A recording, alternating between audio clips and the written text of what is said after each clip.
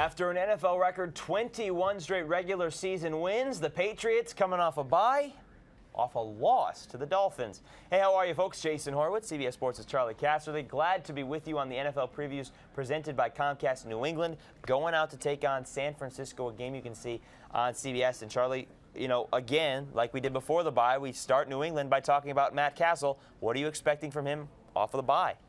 Well, certainly it helps him get another week or two of practice here, depending on how many days they worked here during the bye week.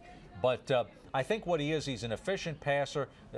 He's a short passer. He has not yet shown the ability to hit the plays downfield, and that to me is what New England has had to have work on in the in the bye week here. Develop the downfield passing game. And that, of course, means Randy Moss, because since Tom Brady went down, he has been pretty much out of the offense. Are you expecting a change this week in that? Well, I certainly think they're going to try to. You got to. I mean, he's a weapon for you here. You can see in the first game this year, he had a big game. But to me, it's a combination of a couple of things. One, I don't know if he was completely healthy at the beginning of the year. I don't think the effort was there. And when you change your passing attack because of your quarterback, where you're not able to read as many things at the line of scrimmage and make those adjustments that the veteran Tom Brady could do, Matt Cassel's not going to be able to do that. That's certainly going to affect it. But you've got to get Randy Moss involved in the deep passing game. New England knows that. They've got to take some shots, and then Randy Moss has got to come through for him. Well, meanwhile, for San Francisco, JT O'Sullivan certainly took some shots against the Saints. They lose down in New Orleans.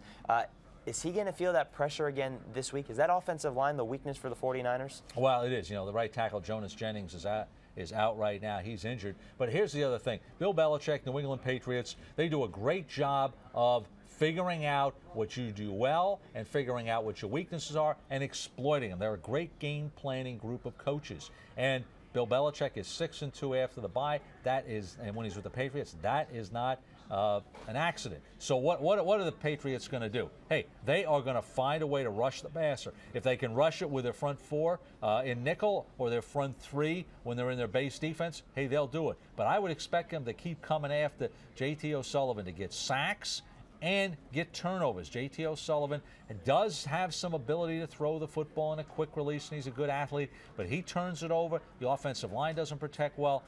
That doesn't bode well. The Patriots will come after him, and they will force turnovers and get him on his back. But if they can protect, is that the weakness then for the Patriots, is the fact that O'Sullivan should be able to beat him down the field? Absolutely. The Patriots secondary, I think, is going to struggle this year. They lost Asante Samuel. They lost Randall Gay. I don't think Randall Gay was a big loss, but they didn't replace him with somebody better, I don't think. And Asante Samuel, they didn't replace him at all there. So I think their linebackers are better against the run than against the pass. So you can expose their pass defense, which is what the Dolphins did. All right, let's throw all the numbers into the computer, get the AccuScore prediction, 10,000 tests, 10,000 results, and who they have winning this game 65% of the time. They like the Patriots to go out to San Francisco with Matt Cassel and win this game. What about you? Well, I like the Patriots, too. I think they're rested after the bye. I think that their running game, which is what they're going to emphasize, will be effective against the 49ers. But I think the big thing is their defensive front is going to dominate San Francisco's offensive front and cause enough disruption, turnovers, and sacks to win the game. If San Francisco can somehow win, they will be above 500, the latest part in a season in 6 years. We're talking about the first week of October. But if they can somehow pull off the upset, that's what the situation will be. It's a 4:15 p.m. Eastern start on CBS. For more on this game or any other in Week 5, be sure to stay with CBSSports.com. Watch everything else on the CBS Audience Network. For Charley Casserly, I'm Jason Horowitz. Take care, folks.